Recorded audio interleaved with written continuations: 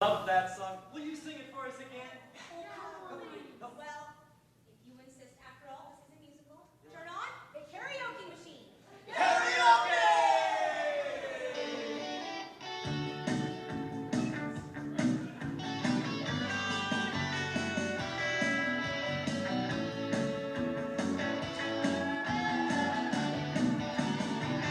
Let me get this straight. Are you telling me we can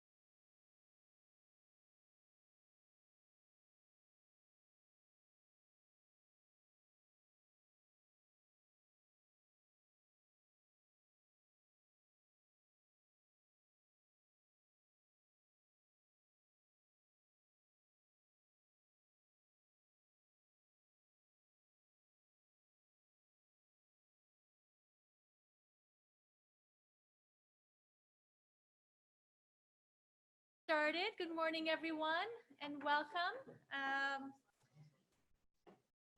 My name is Neda Maki. I'm a PhD student here at U of T in the Department of Anthropology. I specialize in medical anthropology with a collaborative specialization in Indigenous health.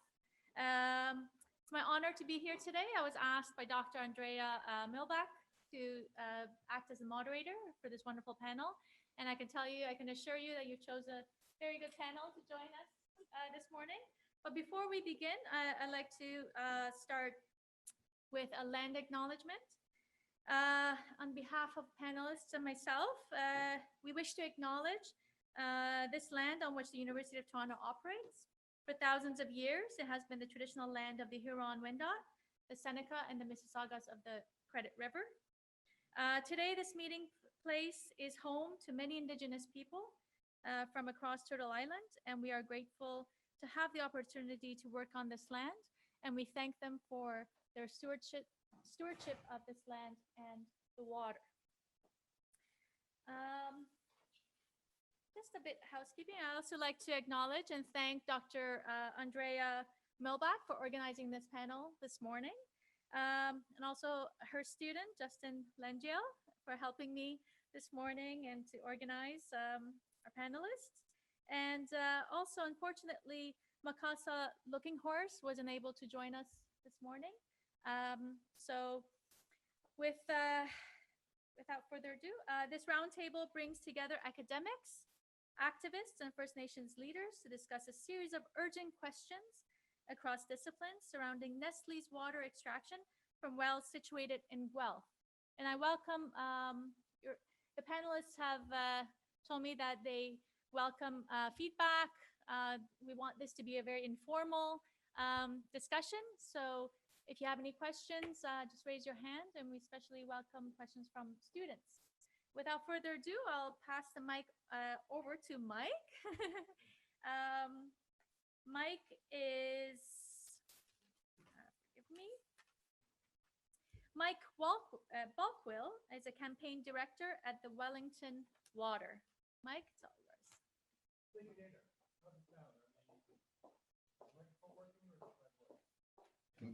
There we go. Hello. My name is Mike Balkwill. I work with the Wellington Water Watchers. My job is as campaign director. The Wellington Water Watchers is located in Guelph, which is surrounded by Wellington County. That's where the Wellington part comes from. And we support grassroots community groups that are doing things to protect water. We have an ongoing campaign against Nestlé's water bottling, which you're going to hear about today.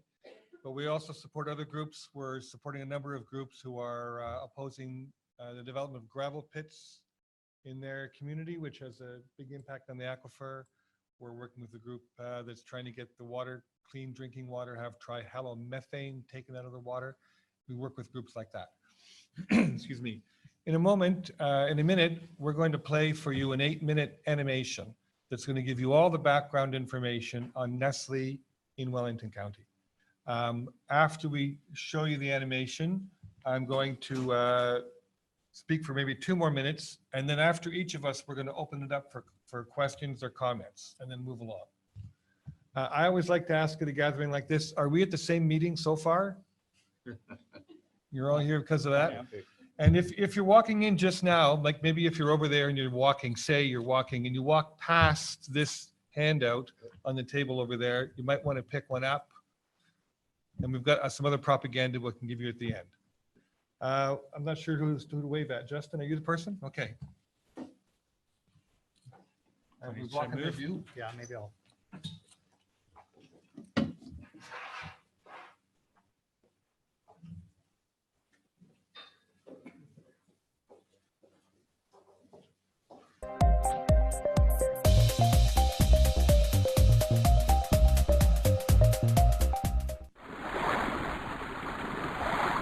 It's the most basic need for all life on Earth: water. Without it, no life can exist. Water is for life. But all over the world, people's access to fresh water is being threatened by privatization, Transnational corporations see the control and sale of fresh water as a huge profit-making opportunity well into the future, especially as fresh water continues to become scarce for more and more people. Goldman Sachs has said, water is the petroleum for the next century, and what that means is, like oil, whichever companies control it will reap unimaginably large profits. Banks and corporations are investing in land with aquifers and lakes, as well as water rights, public utilities, and water infrastructure. Others are making huge profits simply by putting public water into plastic bottles and selling them by the millions. And that brings us to Wellington County in southern Ontario, Canada, where people and communities are waging an important battle to protect our precious water from the well-known corporate giant and marketer of bottled water, Nestlé. Our story starts in Aberfoyle, a small rural community in the south end of Wellington County. Nestlé Waters Canada owns a well in Aberfoyle, which they use to extract water from deep below ground. The company has an Ontario government permit to take water for up to 3.6 million litres per day. The water goes straight to a bottling plant where the company manufactures and fills millions of plastic bottles every day.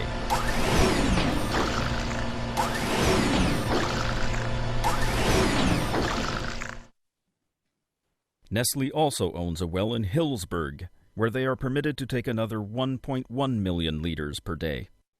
This water is piped into a convoy of tanker trucks 24 hours a day and transported back to the Aberfoyle bottling plant.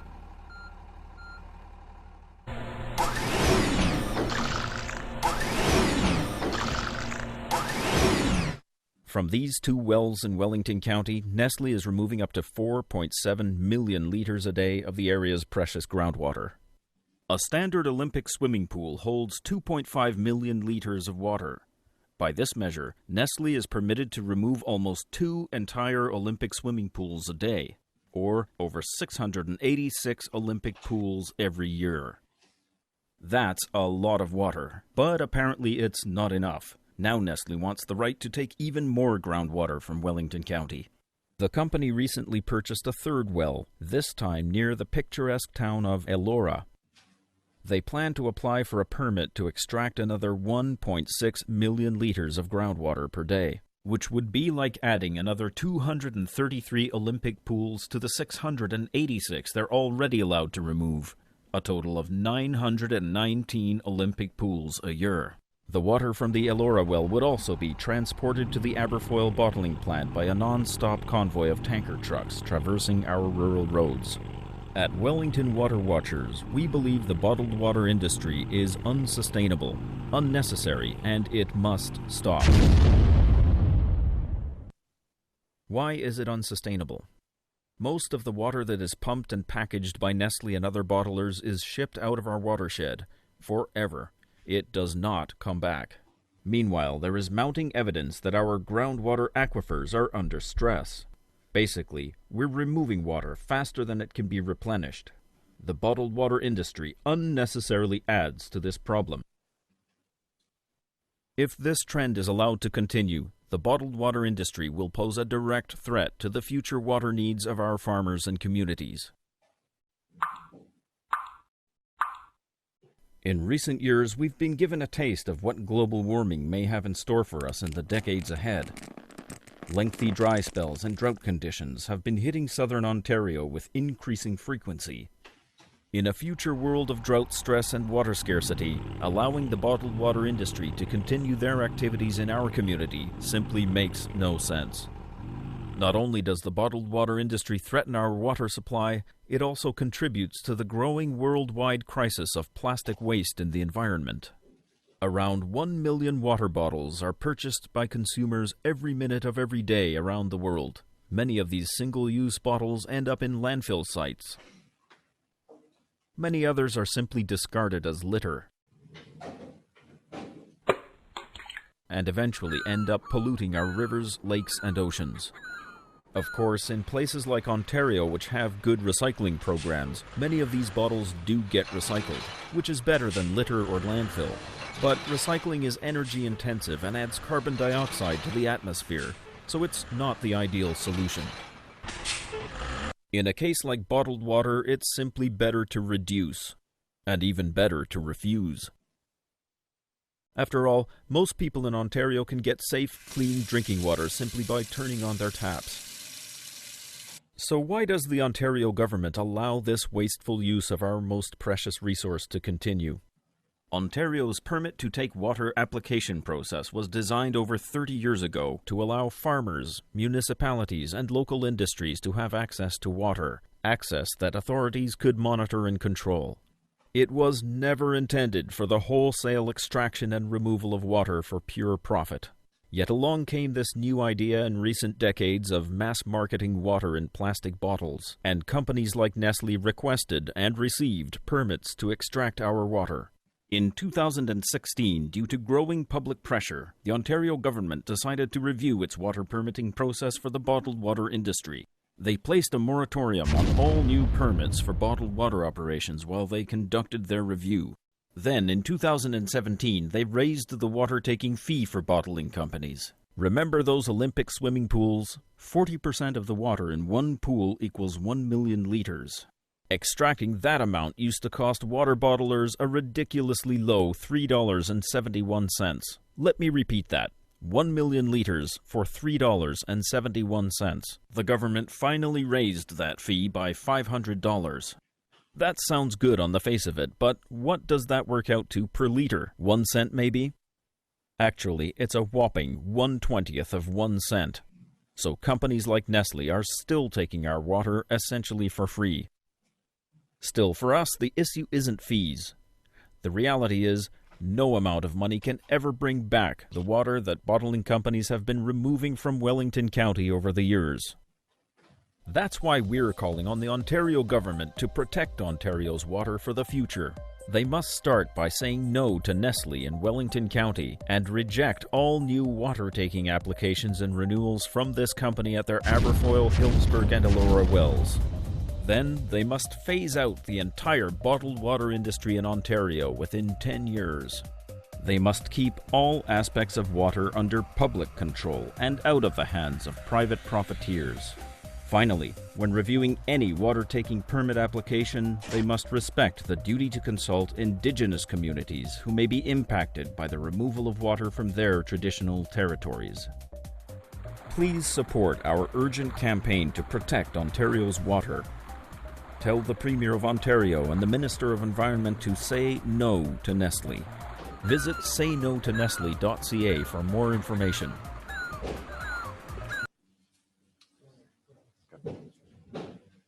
Okay, thank you. Did you like that?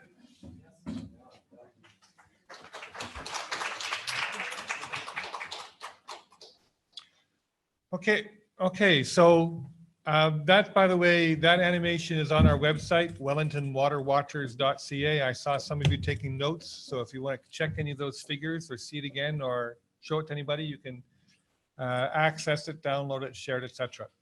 I'm going to just add 2 little bits of information, then I'm going to pause and see if you have any comments or questions on that before we move to the next speaker. So, excuse me, you'll have noticed that the provincial government gives permits to take water, and water bottlers in Ontario have to apply for one of those permits. And there's a process that they go through, and they complete an application.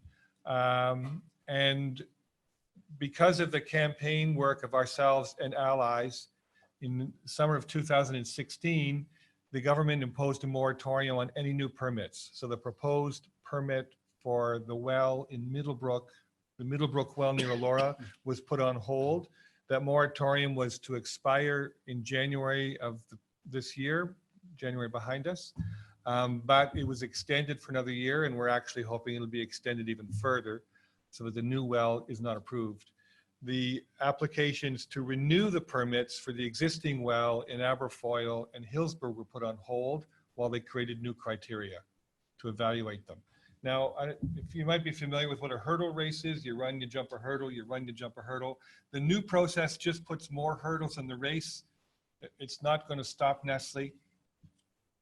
They'll have to do more work, but the process is designed to approve permits to take water, not to refuse them. And as you'll hear as we go through the conversation here, because of that our campaign is a political campaign to stop permits to take water, because the technical process will not result in denying them a permit. I'm not sure if I said that clearly enough. If you've joined us during the program, when you came in, there's this lovely propaganda over here that describes everything about the campaign and describes the issue. And later on, I've got some postcards to send out to distribute to you if you want to be supportive of our campaign. I'm going to pause there. For those of you who joined us, I'm Mike Balkwill. I work as a campaign director with the Wellington Water Watchers. My expertise is not in water or in the law. My expertise is in organizing the public to put political pressure on governments to have them say yes to what we want and no to what we don't want. As we move further down the panel, there'll be increasing levels of expertise on those other topics. But I want to pause for a moment. This was to set the stage for the other speakers. Are there any questions or comments based on on the basic situation? Going once, don't be shy. Going twice. Okay. Rob Case. Okay. And there is lots of time, I think, for discussion. So really do feel free to raise questions and I guess to back up on things. So Robert Case is my name. I'm an associate professor in social development studies at Renison University College, which is one of the colleges of University of Waterloo. I'm also not a water expert. My area of my discipline, actually, background is social work. And what I'm interested in is what Mike Balkwill does, community organizing in social work. And I think the relevance of all this to me partially is, this question of how can water be managed sustainably? It's kind of actually a big question. And it gets back to the questions of democratic participation as far as I can see. Science and technology play a role. Government plays a role, but I really like, there's a phrase that French sociologist Etienne Balibar uses. He talks about democracy beneath and beyond the state. Democracy beneath and beyond the state. It's not just voting in representative elections every 4 years. It's about actually participating with each other to claim some of our own power and agency against the things that we don't like the incursions of corporate power into our watersheds, against the trends in capitalism to try to separate itself out from the needs of humanity and ecology, chasing the profit motive. The Wellington Water Watchers very much started along these lines, I'd say. And the story that I hear as part of my research, I've been looking at the history of the Wellington Water Watchers. It's been a 12-year battle so far with Nestlé.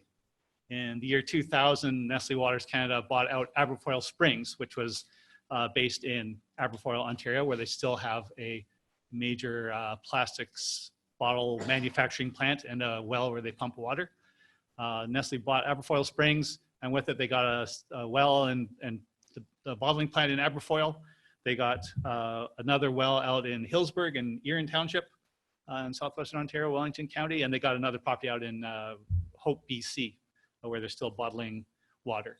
One night, so the story goes, a guy named Mark Goldberg was coming home from the airport, and he took the road up from the 401 towards Guelph through Aberfoyle, and he noticed these trucks pulling out of the driveway with underneath the Nestlé Waters sign. And he thought, it was late at night, like 2 o'clock in the morning or something, and he thought, what the hell?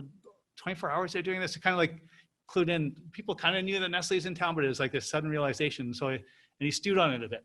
He's a toxicologist. He's in touch with environmental science. And so he thought, oh, what am I going to do? And he thought, I better talk to James Gordon. And he went to James and said, what the hell with this Nestlé thing? And it kind of built from there. And there had been people who had fought water bottling in Elora at the Middlebrook Well since the early 2000s. There were people who were concerned about water and the quarrying activities around Guelph, particularly this giant quarry called the Doughline Quarry. The Council of Canadians were active in Guelph. They had a water focus. And so the two of them brought together this kind of kitchen table group of people. And that's where the Wellington Water Watchers was born. The first major campaign was in 2007 when Nestlé was applying for a permit to take water to the province. And these guys said, no, we can't have that happening. And they started to stir up some opposition in the town. I, in fact, moved to Guelph around that time, and it was what everyone was talking about at my kid's school bus stop. It was in the news headlines all the time. Nestlé is in town. We got to do something about this. and actually ramped up a campaign that led to something like 8,000 letters of opposition against the permit. What the province does is they receive the application and they put it up on a public site. It used to be called the Environmental Registry. I think they've changed what it's called. They invite public comment so that public comment can be channeled into the bureaucracy rather than politicized. That's what happened. The Wellington Water Watchers got people talking about it, put pressure on the government. It actually delayed the process of renewing that application, renewing the permit. It had some impact. Ultimately, Nestlé got its permit at that time, despite all the opposition. They were forced to institute some more rigorous monitoring, something like 80 points around the Aberfoyle site. That stays in place now. Nestlé now uses that as part of its PR. We're a sustainable corporation. We monitor water at 80 different sites. They only do that because it was part of the permit requirement because of this democratic outburst. When I mean democratic participation, I think you can hear that in what climate activists are calling for. We want some control over this. We don't trust government anymore necessarily to look after things for us. We certainly don't trust the profit motive to deliver the right things for us. We need some say. We want some say in our futures. So fast forward to 2012, and you can see how that's been. Mike has talked about like the hurdle race, steeplechase, whatever it is, with all these hurdles to jump. And I think that the struggle against this water bottling in Wellington County has been very much like that. Kind of happens in waves, peaks and valleys. In 2012, Nestlé's permit in Hillsburg in the township of in Erin Township, 1.1 million liters per day that they trucked down Aberfoyle. The permit came due, and Wellington Water Watchers connected with networks in the community there, and people who are not really sure that Nestlé should be operating there in a little farming town that's with a population that's growing, all dependent on groundwater. They got organized and they filled up the town council hall to the point of overflowing. People were standing outside the hall, listening in as best they could to the proceedings within town council. Town council passed a resolution unanimously rejecting renewal of Nestlé's permit. And a week later, the province approved the renewal, despite the opposition. This is where I'm talking about democracy beneath and beyond the state. There are things that we can do, and that we have been doing, and that we need to do more, that can shift the way the state reacts to needs on the ground. But I think for me, the fundamental premise here, and what the Wellington Water Watchers does, what community organizations do, is they bring people together in communication, in imagining, asserting, and even creating alternatives to the way things are. And I think that's maybe the path forward in the long run. So Nestlé gets its permit renewed in Hillsburg, despite the opposition. So a whole long story, I guess I don't need to cover on that. Fast forward to 2015, Nestlé buys a new property in Middlebrook, you saw in the video, the Middlebrook Well. And again, protest emerges. An organization there forms or reforms. There are people who've been fighting this for a long time, called Save Our Water. The Wellington Water Watchers supports. We use our networks to leverage some political power and start to bug the Premier's office directly, the Minister of the Environment. By the end of 2016, the Premier had started saying what we're saying. The permit system is out of date. A little bit later on, she started saying what we're saying. The permit system is out of date, particularly in regards to bottled water. By the end of the year, just as Premier Wynne, institutes a moratorium, no new permits for water taking for bottling in Ontario, a 2-year moratorium. The moratorium was extended by 1 year by the Ford government. It comes to an end the end of this calendar year. We'll see what happens. And that's part of why now you'll see in some of the propaganda, we're calling on people as our friends in Centre Wellington, Save Our Water, calling on people to let the Ministry of Environment know what we think about this. So you can see how the political pressure actually leads to some change, but you can also see how that change becomes limited by the bureaucracy and the type of political processes that we have in place. The other, I guess, so that's where we are now. We're waiting to see what happens with that. We're waiting to see what happens with some new regulations were brought in at the same time. We're waiting to see what happens with renewals of permits in Aberfoyle and Hillsburg. We're at a moment when we really need to invigorate the way we act as residents and citizens and community members, I think. And maybe James can pick up on the democracy themes when we get to him. The other element I wanted to introduce just for discussion purposes is the idea of water scarcity. You can see in the video, you can see in the way we present ourselves as activists. Did I mention also that I am part of the Wellington Water Watchers? Yep, there we go. Did I? Okay. We use these He's the themes. man. He's the original man. Oh, yeah. He's the man. They're all a man. Yes, there's one man. Yeah, wait. Better than man. The concept of water scarcity, I think, is a really interesting one because we tend to think of, we saw in the video, the drought and the physical, material lack of availability of water as a form of water scarcity. Actually, in the literature, it's really hard to find a clear definition of what water scarcity is. And part of that is because water scarcity is as much a social and economic construction as it is a physical lack of water, if that makes sense. We tend to defer to the volumetric measures of water, where we actually know that capitalism itself requires scarcity. Supply and demand, right? Capitalism, the institution of private property is a mechanism for creating and enforcing scarcity. Privatization, what David Harvey calls accumulation by dispossession.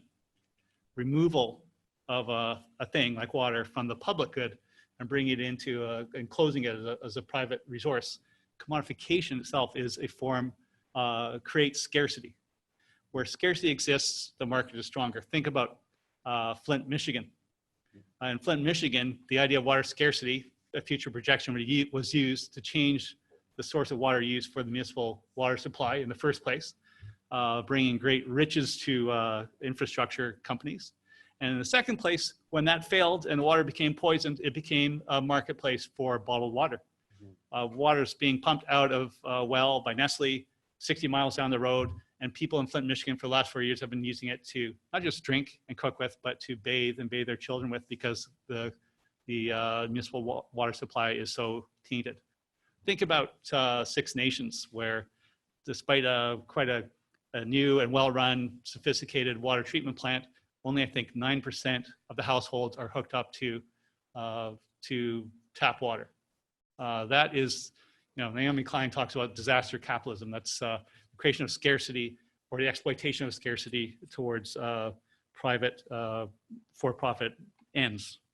And on the other hand, what happens in the debates is we say Nestlé's sucking the aquifer dry, and Nestlé comes back and says, "Oh, we're only using 0.001% of the water taking in all of Ontario." That kind of reductive form of science. We have 19 years of science, Nestlé says, that shows that our water taking is sustainable.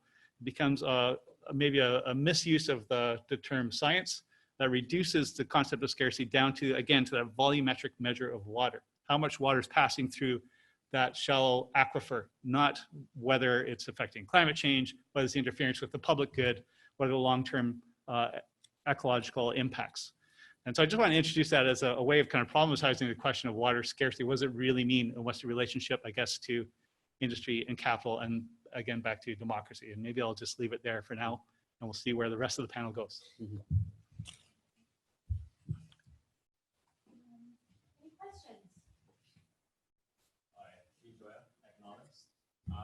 I was just wondering if you could probably relate all the extraction of water to a tragedy of commons issue. Do you think that maybe there are economic incentives that can be put towards maybe individual use of water that would maybe incentivize people to be more mindful of the consumption of their water resources, which is probably the most accessible resource we have in Canada? Maybe I'm not the best person to answer that question, but I think that maybe there are. But I think that where I tend to go when I think about the tragedy of the commons, that Garrett Hardin article from the 60s about how, inevitably as population grows and given what human nature is as the economic rational being, someone's going to cheat. What he famously misses in his analysis is that in a commons, Eleanor Ostrom has written about this. I don't know if you're familiar with her book, Governing the Commons. She first woman to win the Nobel Prize in Economics, only in 2010. What she shows is how where commons actually existed and still exist, commoners are not blind to each other. So Garrett Hardin talks about how on the village commons, everyone gets to graze their sheep, and eventually somebody's gonna say, hey, you know what? I could put an extra sheep on there. It's gonna ruin the commons, but I'm gonna get all the gain and all the negatives are gonna be dispersed. Well, on the actual commons, the other shepherds and sheep owners see what's happening. They talk to each other, they live in community together. And the commons, people create social institutions for holding each other in reciprocity and mutual accountability. And I think that's the thing that Garrett Hardin misses in that thesis. So to me, I always go back to, again, that fundamentals of democratic participation with each other. The tragedy of the commons, I guess there are economic incentives that can shift things in one way or another, but there are ways that we can create social institutions that help us to govern each other and hold each other in reciprocity.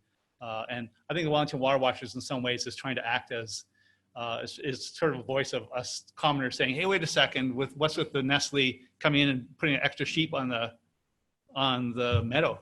We can't do that. That just can't be done. I think that sometimes that's sort of, I don't know if it's exactly regulation, but is maybe just as viable as trying to find the economic incentives. You want to add to that? Susan, did you want to add to that? No, it's okay. I think with what's interesting now at this moment is that the commons has become global.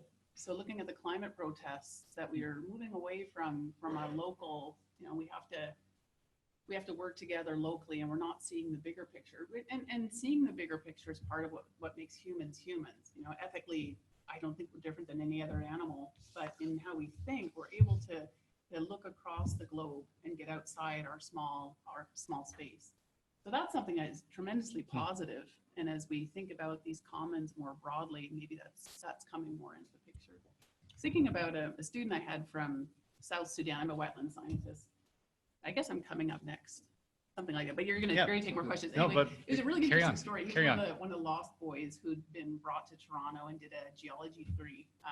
And we were out on a wetland trip together looking at wetlands, and I said, these are pretty small. Southern Ontario wetlands, right? To me, they're like little puddles. And he said, oh man, where I'm from, the Soude Marsh. So we look it up, and it's the size of France, right? It's a wetland the size of France, and no one really knows anything about it. So he showed me on his cell phone how they manage the land around there. They have cattle, so they're largely cattle herders, and they have to work with their neighbors because sometimes your grass is good and sometimes it's not, and the grass is greener on the other side. So they would load their cattle up on rafts and they would take them across the marsh. And so he was explaining to me, his uncle and his dad were just loading up their cattle and shipping it across, and he had this on his cell phone. So you have to get along with your neighbors because your existence depends on it. And when it comes down to that kind of existential need, we get a lot better at it. And we're approaching a point where there is that existential need. And I think we are getting better at it quickly. It feels like a group of us are getting better at it. And then there are the ones who are resisting. But watching industry buying more into the idea of the commons and that they're affecting it. And if you saw the article in The Guardian in the last week about how industry is actually really even worse than we thought, fighting against what's changing the climate. But we're gonna wear them down, and I see it happening. Anyway, that's a longer answer. Yeah, good. And I just want to check in with part of your question, because it sounded like your assumption is that people are making wasteful use of water and there needs to be incentives to make better use of water. Was that an assumption behind your question? Yeah, I think that's also a fact as well. People are they see water as a plentiful and free resource, so people tend to overexploit and extract more than they need. You can see that when people washing dishes, letting the water run when they brush their teeth, even bottling water could be argued is a waste of resources. So I think that economic incentives, just personally from my experience and my discipline, I know that there are a lot of economic incentives that can prevent tragedies like this. And I'm wondering maybe if there was a tax on bottled water, it could perhaps be equated to maybe a carbon pricing strategy where people would reduce their impact by purchasing less because now they're hit where it hurts the profits. So let's say two things, Ron, and we could this could be a bigger conversation offline, but if we were to compare the quote unquote wasteful use by individual home residents and and the volume of exploitation by people like Nestlé, it's not a parallel. It's not equivalent. And part of the problem of creating economic disincentives is a prices water out of the availability of people who are poor. In terms of tax, and this is actually an important thing, the media will bring a lot of attention to the fact that Nestle gets the water essentially for free. So why don't we charge them for the water, make them pay a royalty? And under the terms of NAFTA, and I don't know if we have NAFTA anymore, or we're going to have a new NAFTA, but if we just pretend we have the old NAFTA rules still for a moment, under the rules of NAFTA, if we put a price on water, it becomes a commodity. And then it no longer can be controlled as a national resource. It must be made available for export. And we don't want to make water a commodity, and we don't want to make it available for export. Therefore, we don't want to put a price on it. The price that's currently on water is merely to pay as an offset for the administrative cost of the permit to take water process. So we don't ever, in spite of the media saying it's for free and we should make them pay for it, we don't ever want a price on water because then it makes a commodity to be sold and exported. Right there. I would just add to that, if I could, the risk of a tax, I understand the thought behind it, tax on bottled water is that it validates bottled water. Then it becomes an approved product and people can look at it and go, oh, well, so we're generating a revenue from that. Maybe it's cool to drink it then. And I think the opposite would be, is the route we have to go, is that we're looking, and I'll speak about it later, but there's so many ways that we need to be saying no now, and that's kind of saying yes. I disagree. Yep. And I think a bottle tax, not a water tax, on the but plastic a bottle. bottle tax is really effective in getting people to reduce what they consume. And I know when I see bottles from Quebec, or bottles from anywhere, there's a tax on them in Quebec. So a deposit, not a tax, but deposit. Yeah. And that's used for recycling and dealing with the waste.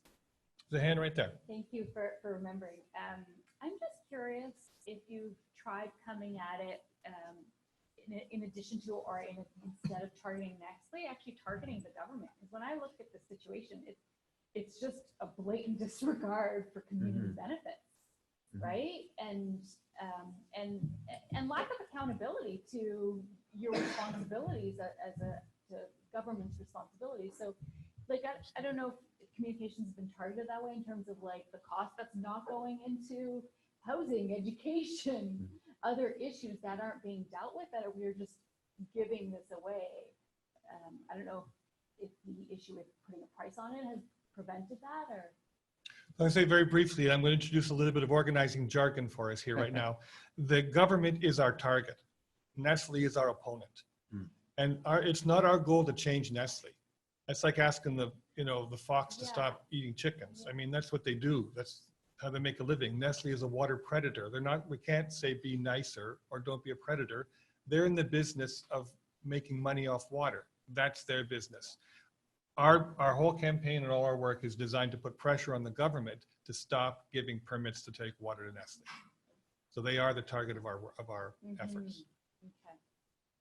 Yes. Hi, thanks for your discussion. I work in West Bengal in India, and they have the same exact problems with their local water bottle industries. And what communities are struggling with there is, first of all, partnering up with more powerful actors to sort of lead opposition. And the other thing is understanding the institutional context. So I was wondering if you can maybe tell us a little bit more about who the government players are in terms of permitting, and then in groundwater abstraction, if they're all the same player or if it's sort of fragmented.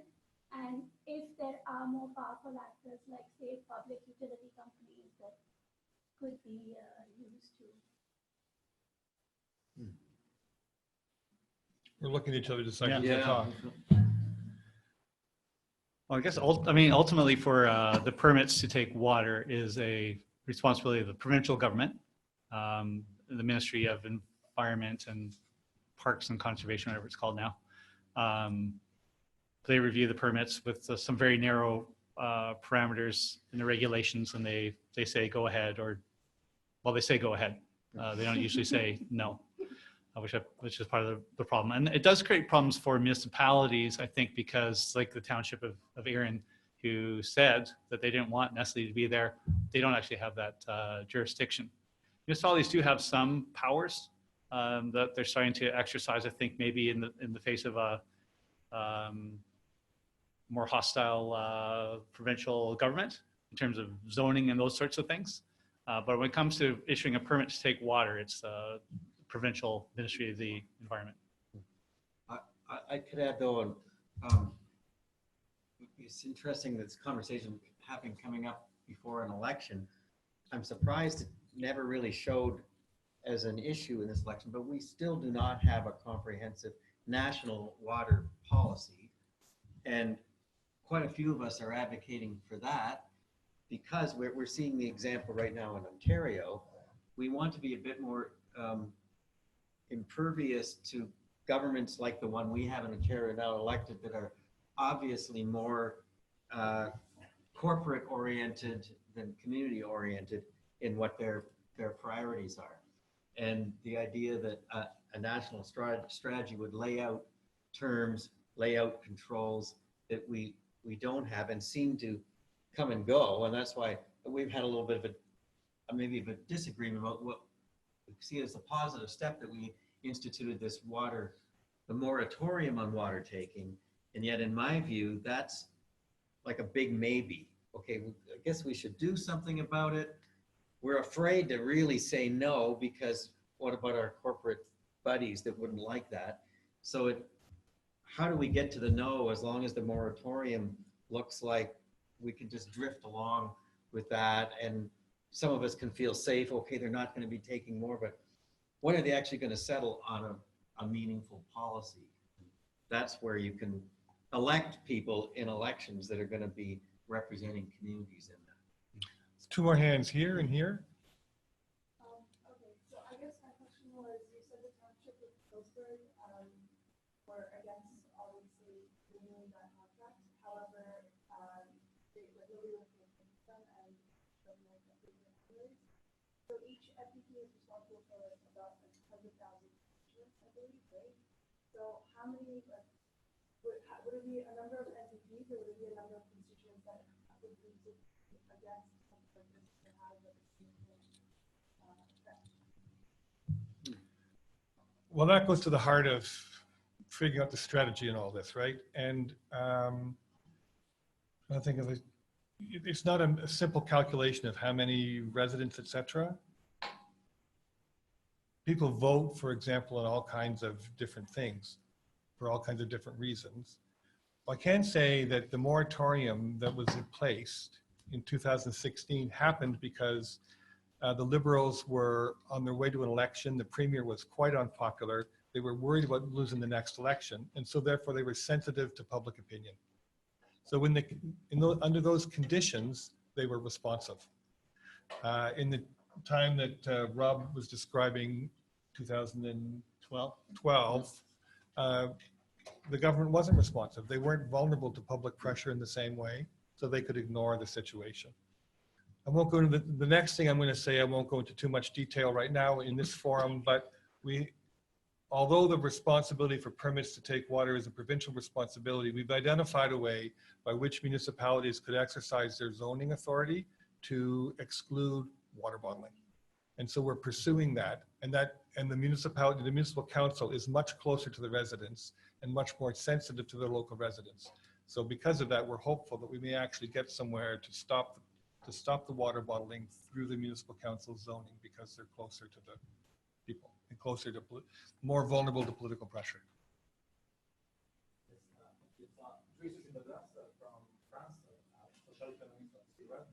And I wanted to go back to the discussion between James and Susan.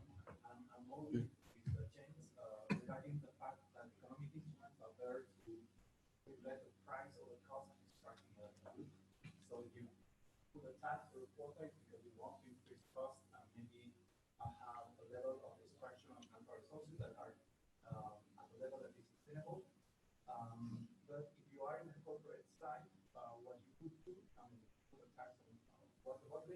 we'll try to do is get rid of bottles and maybe just have a water truck and go directly to an aluminum truck and fill water there. So you change the value chain to validate the fact that there is extract with water. So I think that there's a very important debate on the party. We want to validate extraction, whatever the value chain is. Maybe the value chain can be very renewable in terms of the cycle of life of the product they're using, but do you not validate how not extraction of water? I think that's the point where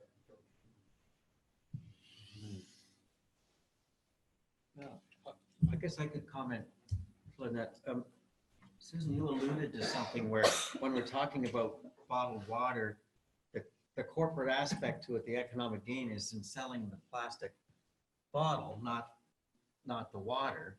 So your idea about can we get ourselves off bottles and maybe just have water trucks in Ontario, and this is a terrible cultural gap. I think the only place that you can't get good drinking water out of your tap is on our Indigenous communities, where it's been a scandal that we've ignored that.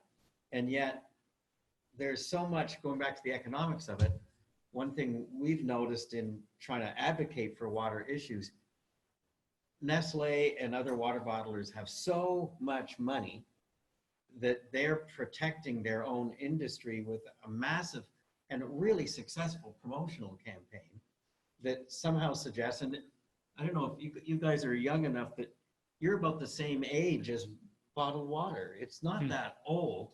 And when it started, I remember they were marketing it to, you'd see fashion models and athletes had a water bottle in their hand and they looked really cool. And we wanted to be cool too. And somehow the information loop totally bypassed the fact that it's the same water you're getting from your tap. And if even today at Nestlé's website, what is their slogan about a clean, safe alternative or something like that? It's hugely successful that we think that water in that bottle is better and it's healthier. So the advocacy groups, the nonprofits don't have that kind of money. So to spread that word that it's a scam, as that song suggested, and also that our work needs to be sure they are protecting the drinking water that we do have, not giving it away, but also making sure that we're not adding it with pollution, what we're doing.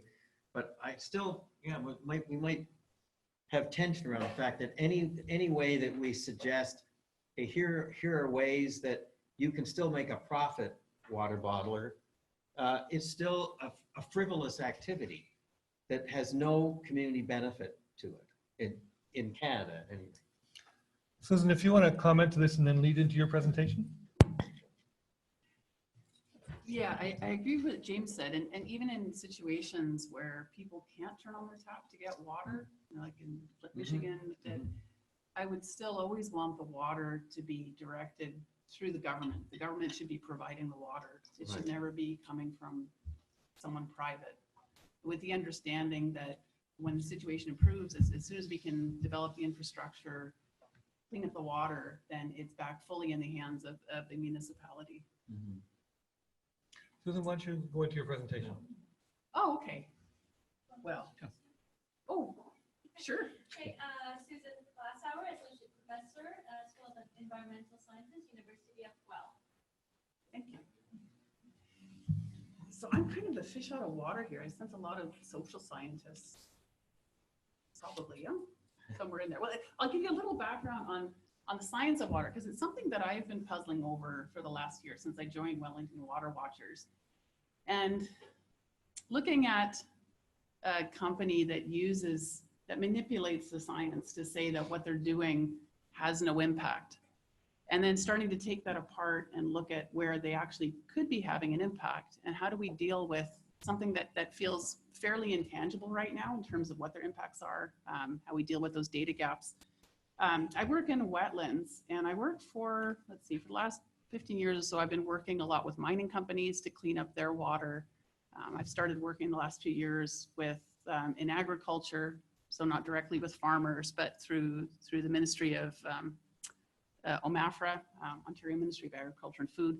So looking at how you design wetland buffer strips next to rivers to help clean up the water. So it's always with aspects of how you use wetlands to clean up water. So looking in Wellington County, someone described it to me as kind of a groundwater factory. You've got these lovely little bowls everywhere, and water is just whooshing through them into the groundwater.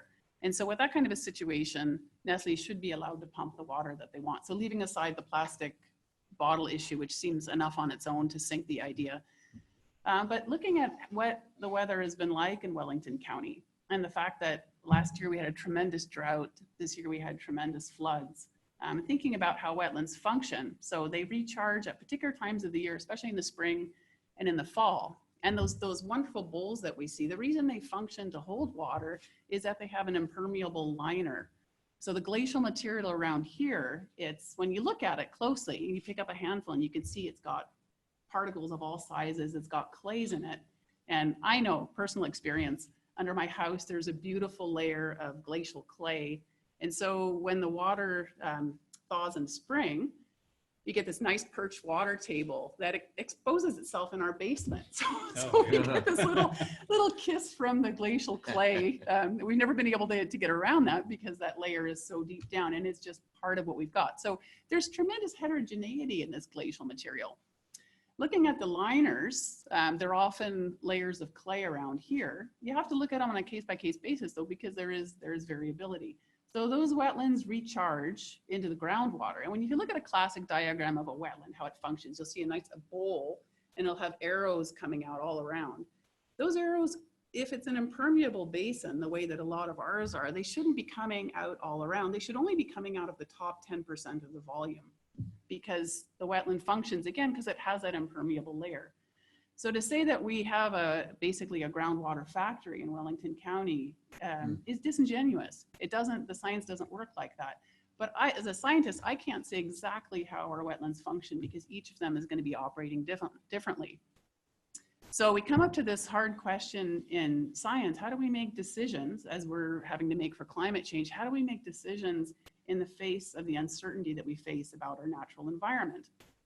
And for a lot of people, this is jarring. And this is part of why I think it's taken so long to get the public to buy into climate change, because scientists, since the bombs that were dropped on Hiroshima and Nagasaki, science ran with that, starting in the US, and everyone kind of follows suit to give themselves a kind of authority, or the public has given scientists a kind of authority in what they do. So starting with the physicists and moving on into other disciplines. And I think science has gotten itself in a corner because when it comes to the environment, when it comes to a lot of science disciplines, uncertainty is inherent and it's necessary to how science works.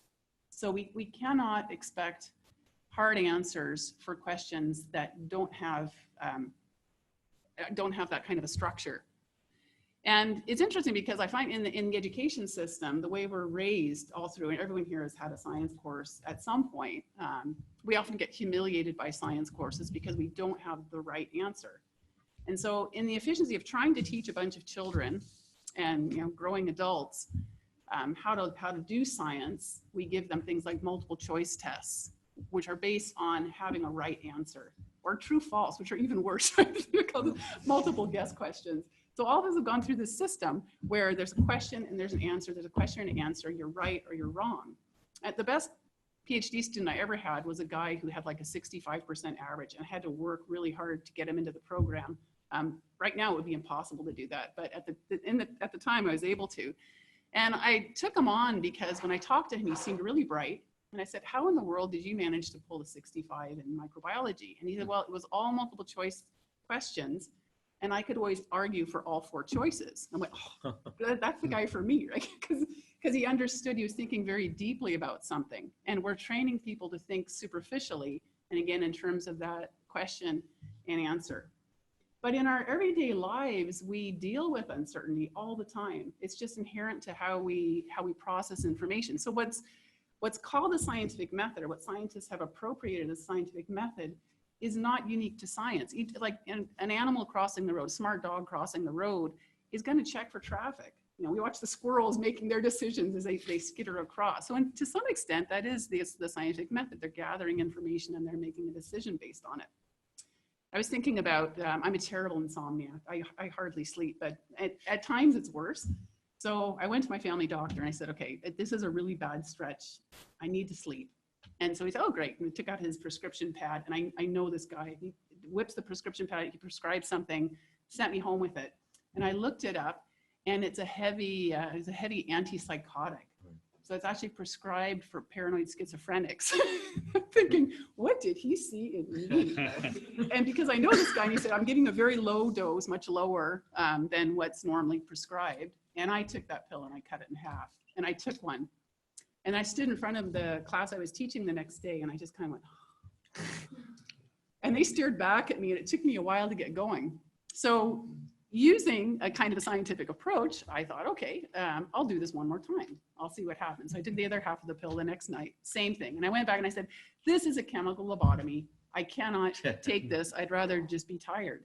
So we use a kind of a caution that's taught by our experiences. And we have to do this to get through our lives. We do this all the time. We do it unconsciously. And so, and using the example of health, I think is good because it's something that we all have to relate to. If a doctor told you there's an 80% chance of surviving with a surgery, but there's a 20% chance of dying or an 80% chance of dying without the surgery, what would we do? So we would obviously, we would elect the surgery unless we didn't really want to be on the planet anymore. So we know how to weigh risks. So we can gather information, we can weigh risks. And we shouldn't be intimidated when corporations use science to say, this is it. Nestlé, for example, they'll drape people in white coats. They'll put their models in white coats and take pictures of them as a way of convincing of their authority because they present themselves as scientists. We shouldn't accept that. And we should be able to say, if there is uncertainty, then we don't make a decision. Then we need to get more information. So instead of using the uncertainty and saying, well, you can't say it's a problem to take groundwater because you don't really know, we have to turn it the other way and we have to lean on governments to gather that information for us. We shouldn't allow companies to self-monitor. I think that's inherently wrong. It's a conflict of interest. And it's the model that this government operates on right now. The oil sands, those companies all do self-monitoring. What is that going to get you? Nestlé does its own monitoring. We have to be able to take that back in our hands and give it to the government and allow them to choose the scientists who are going to be able to do this. And it has always worked better like that, with not perfectly, right? The government has its own incentives. And there are many times in the last 15 years where I thought, wow, that's bad. For example, in the Harper years, you guys are old enough to remember the Harper years. So in a survey, a federal survey, 1/3 of federal scientists admitted to falsifying or omitting data that was in the interest of the public health. So we're not pristine in that either, but we can do better. We can look at that as citizens and put our efforts out to put pressure on to change things, which they have with the current government. Let's see, there was an interesting poll that I wanted to bring up that came out of the National Observer where they found, so the question about 14,000 people about what they thought about science. And what's interesting is that this poll has been given over a few years. The public is becoming more skeptical about science, which is worrying. So 44% of people thought that scientists were elitist, which means essentially unapproachable. So kind of intimidating in a way. And then 88% thought that they wish they knew more about science. So I see with that something about wanting to know more about science and being put off by the perceived approach of science or the attitude of scientists, that this information is going to be closely held, it's not going to be available. And if you ask questions about it, we might make you feel stupid for asking those questions. So in the light, the uncertainty that is inherent to science, people shouldn't feel intimidated by asking hard questions. And we understand that companies like Nestlé, they have people who are hired specifically to do PR. And part of that is intimidating people. I've been working with mining companies. I see this often where a mining company is going with the government into a community, a First Nations community, and making a pitch about what they're going to do. And the community is so intimidated because they don't have that vocabulary. We should be able to say, I didn't understand that. You have to explain it to me in a way that I do understand. Because I'm a taxpayer and I'm a citizen, and it's important for me to understand. So if we keep pushing on that, and it's kind of blue sky, but I think we have to kind of go blue sky to avoid becoming cynical. Skeptical is okay, but cynical is not good. So we have to keep pushing on those doors to get the information that we need. So citizen science is a great way, getting involved with citizen science. I see that coming a lot. I see the education system changing. So my younger son last week built an ecosystem in school. I would never have done anything like that. And even my older son, who's 8 years older, didn't do anything like that in school. So we're already changing, understanding the uncertainty of the climate. We need to bring more appreciation for what that uncertainty means and educate people even differently. I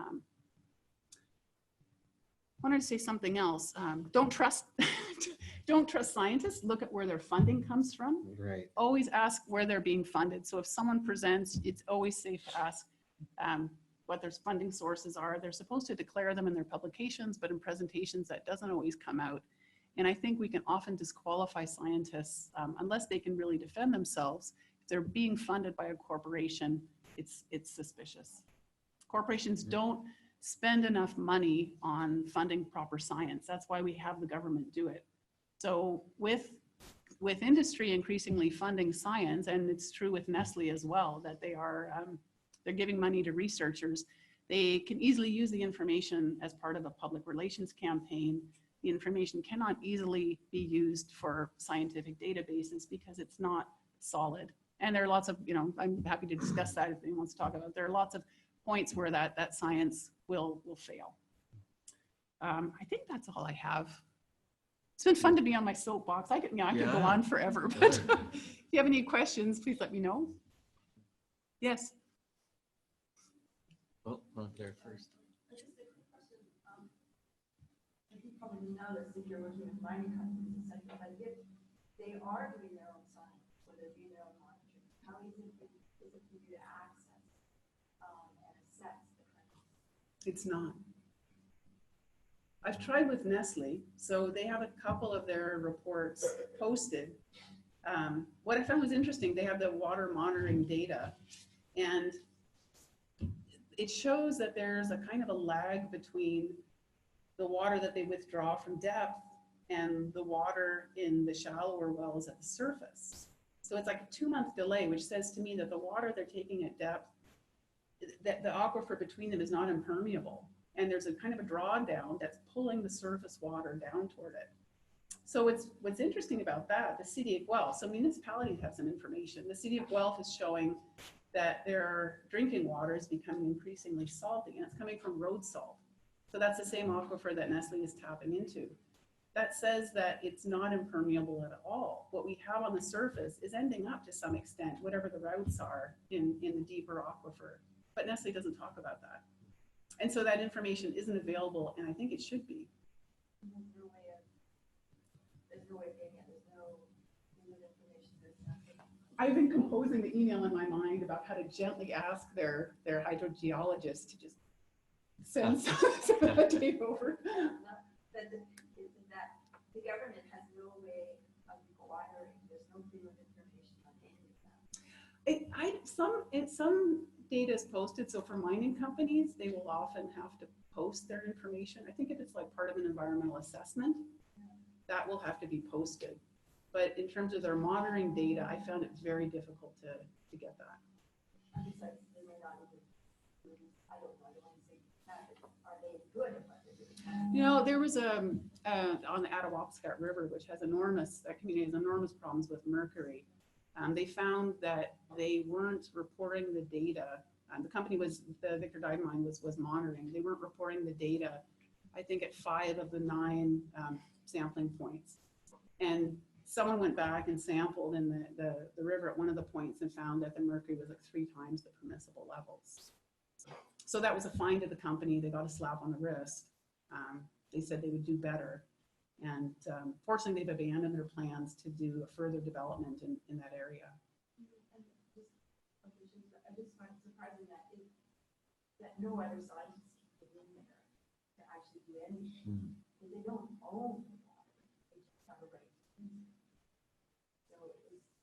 So It's really expensive.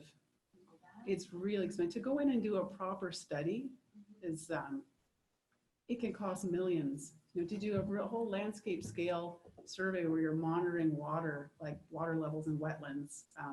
And not just that, you want to monitor the whole ecology. So you want to. but the government is just not interested in, oh, I think maybe we should go out and do some study. I'm gonna, yeah, maybe some of that can go out, can continue offline. One more question here, then we'll go to James. Quick comment on data. Normally, as a scientist, we work for companies, you sign a non-disclosure agreement. Yeah. Which makes you, in terms of law, very vulnerable. So you might negotiate very good terms and you find good things, but you can publish them unless you have the power to negotiate that. And there's a very good book called Merchants of Doubt that I really would advise you to read. And a comment about transdisciplinarity, because I've been using young students as a PhD because I say that they want to be social useful, and they think that science, we are accumulating knowledge and it's not useful. So I'm trying to use transdisciplinarity as a way to get those young PhDs in the long term, not just the first year. And I would like your opinion on transdisciplinarity. You as a group, how you understand transdisciplinarity, how non-academics do you get into scientific questions, academics do you get into social action, do you think it's ethic, it's not ethic, what has been the added value and the cross-learning of this process if you think you've been doing transdisciplinarity? Do you want to talk about the Water Watchers approach to that? Or? That's a good place to start. Yeah. Well, I guess I can try to start, and you can fill in because I am I'm an academic as well as a activist, I guess I'd have to say, and I think that for me, part of the rationale, I do come from a social sciencey background. If you can call social work a social science, social work is very much an applied kind of a social science, I guess. And so the way where I come at it is exactly that dilemma of the development of knowledge. Should it be separated from the application of the knowledge? And sometimes I think we do get bogged down in this idea that for the knowledge to be pure and objective and true, it has to be separate from any kind of action agenda. I think that actually just obscures the biases and the missions wrapped up in the research. And I don't think there is such a thing as a objective, pure science. So for me, part of the pleasure in working the way that I've been trying to work is the ability to, there's a lot of talk about knowledge mobilization. It becomes like a separate thing that research projects do. And I think by embedding the discovery of perspectives and knowledge within sort of social movement outlet, it is naturally lends itself to like a public use of this knowledge that's been generated through public sorts of funding and institutions. I think we do struggle sometimes. We were talking about this earlier about how sometimes the activist thing doesn't coincide very well with science and knowledge. Sometimes activists are playing fast and loose with the facts in order to express a social value or priority, which I think is part of democratic decision making.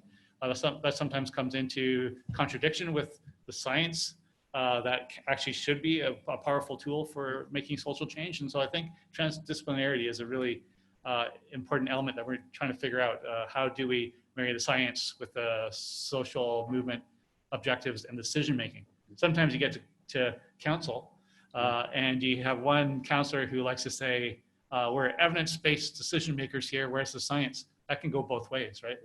Sometimes what we do is we defer to science as though there's a scientific study that will show us how to create peace in the Middle East or something. In a democratic process, we actually need to find a way to marry the knowledge.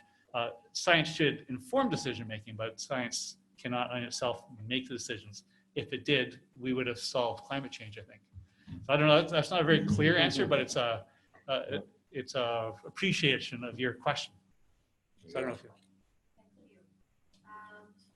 Last but not least, Sure. we'll move on to James Gordon, as a Canadian songwriter, playwright, musician, producer, and community activist. And I'm going to be speaking right now as my role as I'm a politician, Guelph City Councilor. I'm very taken by when you said about the response to scientists being elitists. And what I learned, we have this upsurgence of populist governments like we have in the United States and in Ontario, I believe we do. They equate, I think, elitism, what they mean is educated. And if you're educated, that means you're probably not going to vote for them because you can see through the crap that they're dishing out to you, and you can see the how much they're slaves to corporate greed and corporate interests. So the fact that I'm looking at students here, it's no accident that they're making it harder to be a student. They're making it more expensive, cutting programs that aren't that don't have corporate backing, and the stupider the populace is, the fewer questions they're going to ask. So my response as a politician is keep asking those questions. I also want to mention, I'm a believer that we have an interesting cultural gap to get over in Canada about water, because on the surface, we have so much of it that we've become so complacent. If to get my water to drink and cook with, if I had to walk for 5 kilometers with a pail and put it on my head and take it back home, I would cherish each drop. And we are learning that very slowly, but in Canada, we see it everywhere. It comes freely from your tap, and you go, well, what's the big deal? So our job as advocates and as scientists is to say, well, it actually is a big deal. And especially when we see, no one believes, for a while, you probably dealt with this with information with the Water Watchers, what a tiny percentage of the fresh water that we see is actually drinkable. Isn't it like 3% or something like that? Yeah. So that's an education process that we have to get past. And also from a political standpoint, I think one of the biggest reasons why I ran for office in the first place, I was, as it was mentioned, the co-founder of the Wellington Water Watchers. I got tired of standing in the cold with a placard outside City Hall and Queen's Park complaining about things. I said, well, I wonder what it's like from the inside. And I got on the inside. It's warmer anyway. It's warmer. Sometimes not as effective. It's very slow moving, but a quick story. Because of my background with Water Watchers, the first motion that I presented as a city councilor to the Guelph City Council was as robust a motion as I could come up with around Nestlé's water taking, because it's not in the city limits, which makes it easy for Nestlé, but they are drawing from the same aquifer that we draw our groundwater, which we're the largest city in Canada, I think, that uses groundwater as their drinking supply. So we have a real vested interest in what Nestlé does. So the first thing when I presented my motion, that the more corporate conservative element of the city council did, was they forced me to take the word Nestlé out of the motion because, oh, you don't want to step on a corporation's toes. They're good corporate citizens. And if you look at Nestlé's website and you see that the work their outreach they do, they've convinced a lot of people that they are good corporate citizens. So you don't want to mess with that. But in fact, the overarching philosophical battle around water taking is, again, as I alluded to before, is it necessary? Is there any community benefit to it? And if it's only to feed the bottom line of a corporation's profit, then I don't think it has any place in our society. However, we keep electing governments that think it does have a place, and that we need to foster those corporate connections. And if there's no value added to water, and it's used in manufacturing, if it's purely that frivolous product that we're buying something that we could be getting for free, especially if we invested in monitoring, not letting the corporations do the monitoring, to make sure that water is safe and clean. It was actually one of the, someone mentioned the tragedies, or a lot of our perceptions changed after the Walkerton incident, which is, was it 20 years ago now, maybe? So a whole community, people died from fecal matter in their water that came, and a lot of it came from the runoff from cattle industry. That was the day that I stopped eating red meat when it came out.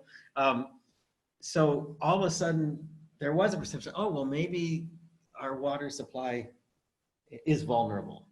And I think that helped to raise awareness.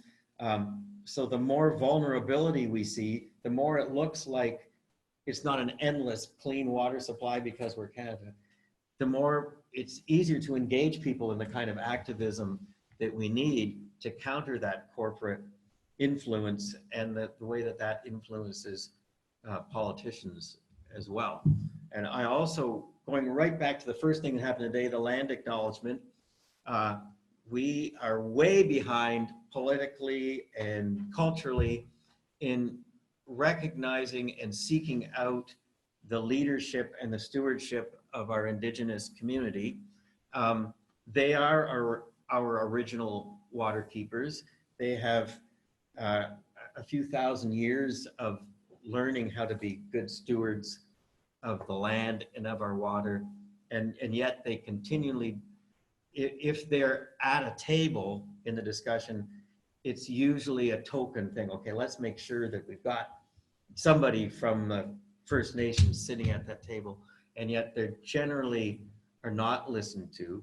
And what we need to listen to that they can offer is that, you know, that famous thing now about the ability to look forward 7 generations and back 7 generations to get a perspective on what we're doing to be sustainable for our children and our children's children. And too often we tend to go, whether we want to or not, for the quick fix. That's why I think this moratorium also is the government level. They're busy figuring out, okay, what can we actually do here that we won't lose votes for, and yet we know we have to protect that water somehow, but they're being chicken about it. We know we need to shut those activists up a little bit. Yes, right. At least. Yeah. Not do something with the water. So if we're being too chicken about it, that's your job to demand of your elected officials by voting for different ones or by putting pressure on them to actually deliver what I believe is there's massive public will for this. It was the most inspiring thing for me as, again, the co-founder of the Water Watchers, to find how immediate and robust citizen response was. And immediately it was young families would come out to rallies and say, look, I got my kid here. I want to make sure that this kid has a safe, reliable water supply. And it doesn't look like the policies instituted by governments at every level are actually making that happen for me. So it's revolution time. Okay, so let's open the floor, about 5-10 minutes of discussions, questions, comments. You can open up to our panelists. Go ahead. Yep, you. Great panel discussion. I thoroughly enjoyed it. I have a question about superficially you discussed uncertainty in the science realm and how important it is. And it's science because it's the foundation of how scientific thinking is structured.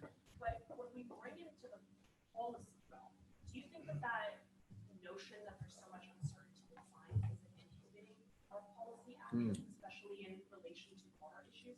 Because in science, it's the foundation of science, but is it the foundation of policy? I think it has to do with maybe needing to change our thinking so that, kind of like the example with, are you going to take the elective surgery or not? We have to learn together how to make decisions in the face of uncertainty. And that has to go to the policy level as well.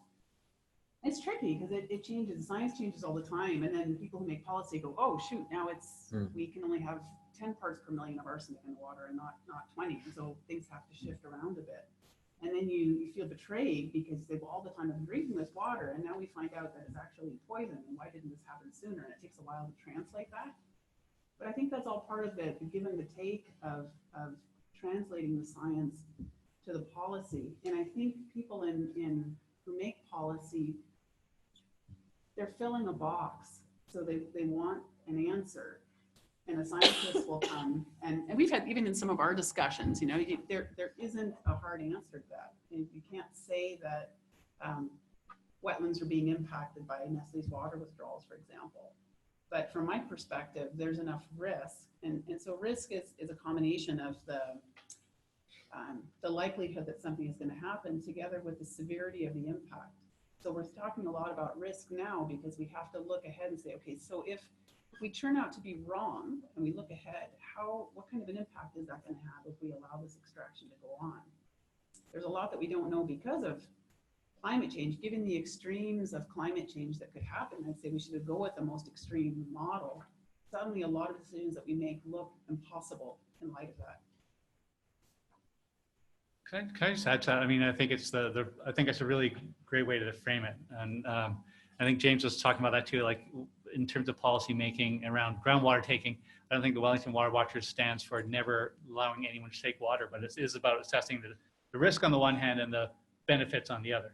So if there's some risks and some things that we know are contributing, for example, the production of those plastic bottles, how it contributes to climate change, and the trucking and the interference, competition between municipalities and the corporation on the one hand, those are all the risks, and who knows what's going to happen in terms of water supply in the long run in the face of climate change. We know populations are still going to need it. We don't know what's going to happen. On the other hand, what is the social good that's being generated? There's plastic. It's not social good. There's a few temporary low-paid jobs. So if there's no social good and there is some risk, I think that is a way that that balance comes into decision making. And so far, I would say we're making the wrong decision on that particular issue in Ontario. But it is an interesting way to look at decision making in the context of uncertainty, because it's always going to be that way, I think. Another question? Yeah, guys, thank you so much for being here. So maybe you have heard this term. I'm just going to throw jargon at you. Enviropreneur. It's essentially a spin-on entrepreneur that says that there is now a whole paradigm shift in business mode where there are people who are coming out with great ideas on how to preserve natural, fresh environment and make profit from it. Do you guys see the value in private industrial stewardship, or do you still think that a lot of the environment should be under public? A problem with green capitalism is it's still capitalism. And while carbon emissions is one aspect of the pollution problem, the bigger problem is that consumption exceeds the Earth's capacity to support that. And what's not really being confronted by us is that consumption must go down. And the statistic I remember, and maybe this is a different one now, but that the North American, Western European standard of living, our consumption levels need to go down by 90%. So I'll just take one simple example. If you have a car, you can drive it 1 day out of 10. Green capitalism doesn't reduce consumption. And that's the thing we have to confront. We can't have unlimited growth. And capitalism fundamentally is increasing unlimited growth. We can have an economy, we can have jobs, but we can't have unlimited growth. Yeah, so I see where you're coming from. But what I'm talking about is more people realizing that there are opportunities to appeal to the more environmentally conscious consumer and provide a service that not only benefits them and their conscious mindset, but also helps to improve and conserve the environment. So let me use an example. You guys are well aware that there are poaching issues in Africa. Right? So Africa and a lot of countries, maybe even Kenya, has imposed a system where they allow poachers to kill animals, but only for a high extreme price. And this actually has helped them to preserve endangered species by funneling that money and capital back into the conservation of the planet. So it's almost like it's a double-edged sword. You kind of need to see it as obviously we are over extracting and we're being a little bit greedy with what we take, but at the same time, is there a way that we can be harmonious with what we consume and what we need to be preserving? The bigger question is, could we be harmonious with maintaining growth or maintaining resources at a level and allowing private profit? And I don't think that can be harmonized. And I think I know there's debate about that, but I think that's going to be the big crunch we're going to face as we go forward. We're not going to shop our way to a sustainable Earth. And I think it's an economically simple system that you're describing in Kenya. It's a relatively isolated system with just a few buyers. It's different in a global economy.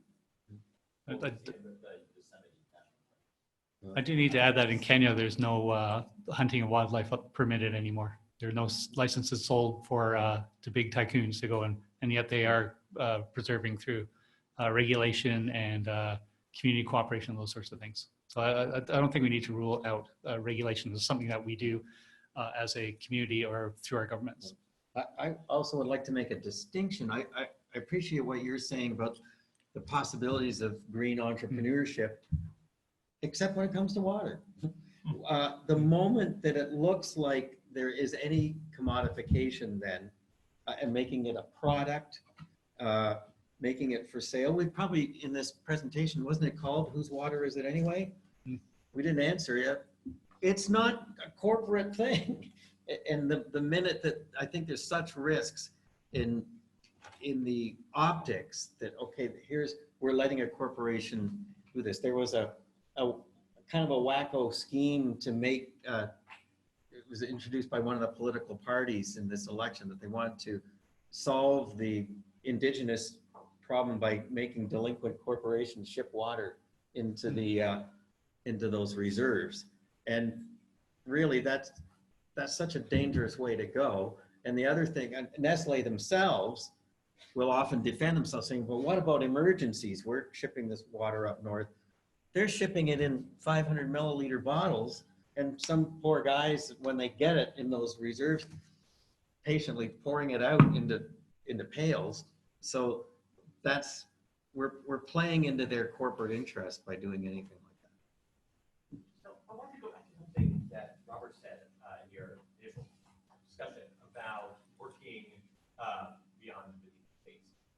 And I think part of that last series of answers was getting to that, but I'm wondering how that works when the target of a campaign is necessarily the province, sometimes municipalities. So what, essentially, when I think about building beyond or beneath or within the shadow of a new society in the shadow of the old, it's about building something new as opposed to stopping something that's happening now. Right? So I guess the question is how do you move a campaign from being a campaign about stopping Nestlé to being about decommodifying more things, building a common anti-capitalism, whatever the end the positive goal is. It's a really good question, and I don't know. I think about that all the time.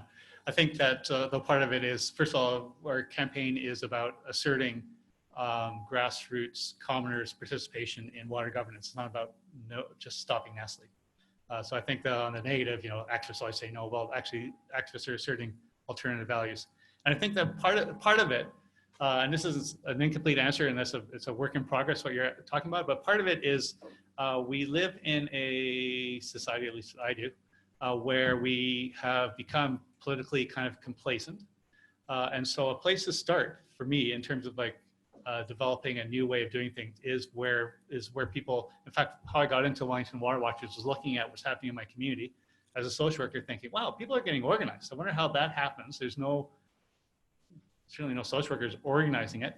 We have water, yet people are getting organized. So I think part of it is starting where people are at in terms of getting into the game, into the practice of inserting ourselves, imagining of the way that things could be, working together through cooperation, working across disciplines maybe. So that's at that level, I think we are in the process of creating the conditions around which we can start to actually imagine what alternatives can be, how we could govern ourselves beyond the current system. I know it's a dissatisfying answer, but it's a really interesting question that I puzzle with all the time. I'd like to build on it if I can. That's exactly the point of campaigning, because to build on Rob's comment, you start where people are at. People come to the campaign because they don't like bottled water. That gives you a place to engage them on other things. I'll just give two quick examples. I'm surprised the number of times that somebody is affected by a water issue for the first time, and they say, I can't believe, I support capitalism, I support business, but I don't support predatory capitalists. And just between you and me, predation is in the eye of the beholder. And if somebody's defining the line there and saying, oh, that's okay, but this isn't okay, that's fine. We can talk about that. And now we're talking about that line and where that line should be.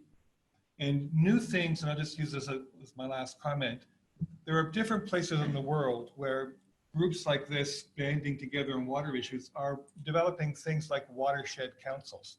And the watershed councils start off being not government run, not state sanctioned, but they develop enough power that they then become, the state then gives them authority that they didn't have before.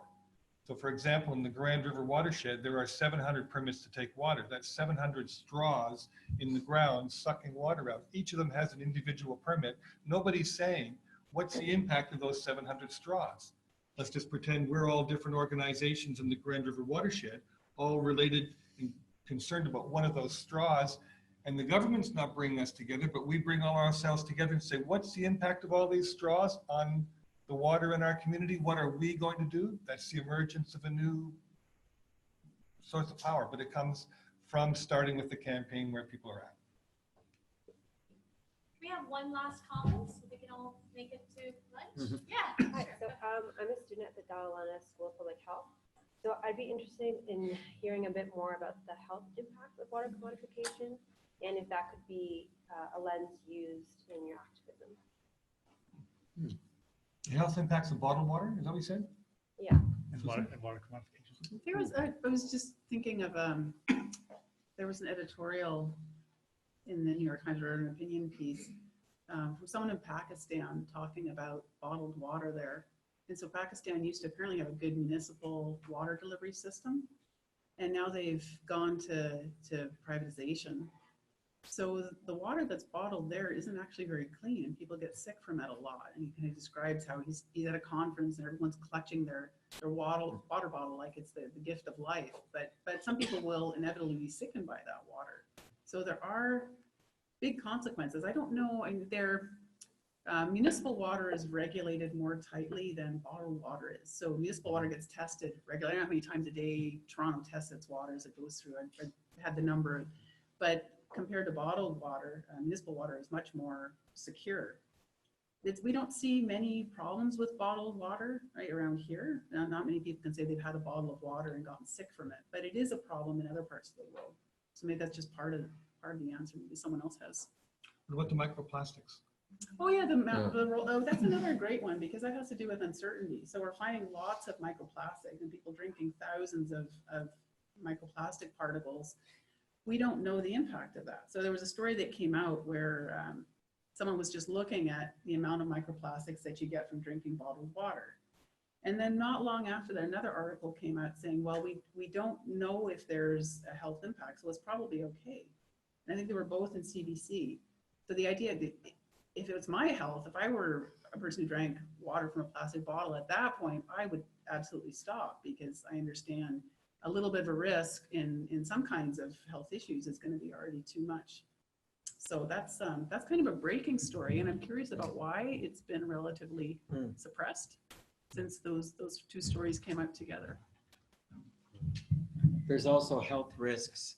We didn't talk about too much, just it's in that video about 24 hours of trucks on the roads carrying water from place to place, that carbon footprint is terrible and it has associated health risks as well.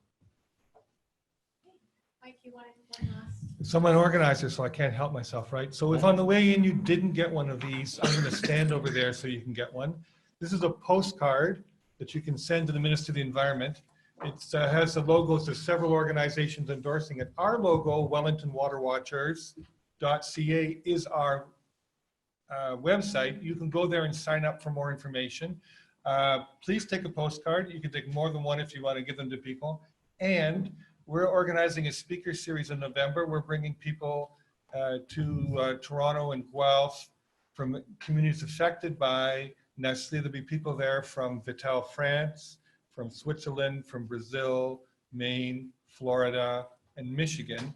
And if you sign up, you'll get invitations to those events. So I'm going to make closing comments, walk over here so I can intercept you all on the way out the door.